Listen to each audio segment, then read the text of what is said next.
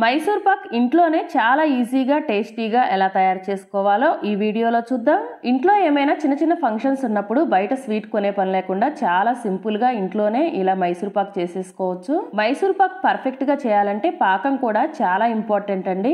పాకం పర్ఫెక్ట్ గా వస్తే మైసూర్ పాక్ చాలా బాగా కుదురుతుంది.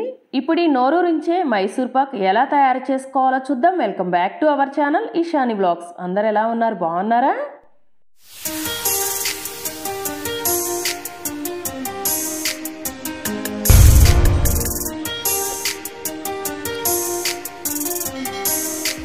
మైసూర్ పాక్ తయారు చేసుకోవడానికి ముందుగా ఒక గ్లాస్ శనగపిండి తీసుకొని జల్లించుకోవాలి. నేను ఇక్కడ కొలతలన్నీ కూడా ఇదే గ్లాస్తో తీసుకుంటున్నాను. ఇలా పిండి జల్లించుకొని పక్కన పెట్టుకోండి. తరువాత ఏదైనా ఇలా కేక్ బౌల్కి కానీ లేదా స్టీల్ బాక్స్కి అయినా సరే నెయ్యి అప్లై చేసి పెట్టుకోవాలి. ఇలా నెయ్యి అప్లై చేసి పెట్టుకోవటం వల్ల మనం మైసూర్ పాక్ చేసినప్పుడు గిన్నెకి అతుక్కోకుండా పర్ఫెక్ట్గా వస్తుంది. ఇప్పుడు ఈ బౌల్ని పక్కన పెట్టుకొని మరొక గిన్నెలో ఒక గ్లాస్ సన్ఫ్లవర్ ఆయిల్, ఒక గ్లాస్ నెయ్యి వేసుకొని స్టవ్ పైన పెట్టుకోవాలి. స్టవ్ సిమ్లో పెట్టుకోండి.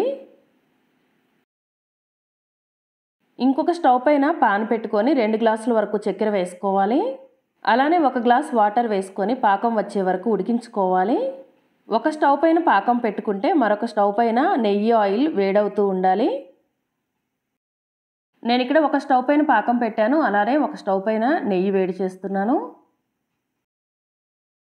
పాకం వచ్చే వరకు స్టవ్ సిమ్లో పెట్టుకోండి. మధ్య మధ్యలో పాకం చెక్ చేసుకుంటూ ఉండాలి. పాకం ఇలా తీగ పాకం వస్తే సరిపోతుంది. ఇప్పుడు ముందుగా జల్లించి పెట్టుకున్న శనగపిండి వేసుకోవాలి. ఇలా శనగపిండి వేసుకొని ఉండలు లేకుండా కలుపుతూ ఉండాలి. శనగపిండి వేసి కలిపేటప్పుడు కూడా స్టవ్ సిమ్లోనే ఉండనివ్వండి. ఇలా పిండి మొత్తం ఉండలు లేకుండా కలుపుకున్న తర్వాత మనం వేడి చేసి పెట్టుకున్న ఆయిల్ ఒక్కొక్క గరిట ఇలా వేస్తూ కలుపుతూ ఉండాలి. మనం తీసుకున్న ఆయిల్ మొత్తం ఒకేసారి వేయకూడదండి. ఇలా ఒక్కొక్క గరిట వేస్తూ కలుపుతూ ఉండాలి.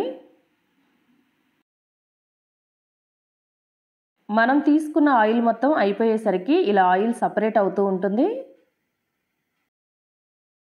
ఇప్పుడు స్టవ్ ఆఫ్ చేసుకొని ఈ మొత్తాన్ని కూడా ముందుగా నెయ్యి అప్లై చేసి పెట్టుకున్న బౌల్లో వేసుకోవాలి.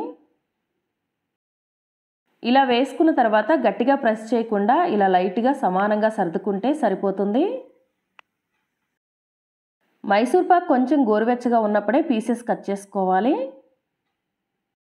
ఇది పూర్తిగా చల్లారితే కట్ చేయడానికి అవ్వదండి. అందువల్ల కొంచెం గోరువెచ్చగా ఉన్నప్పుడే కట్ చేసుకోవాలి.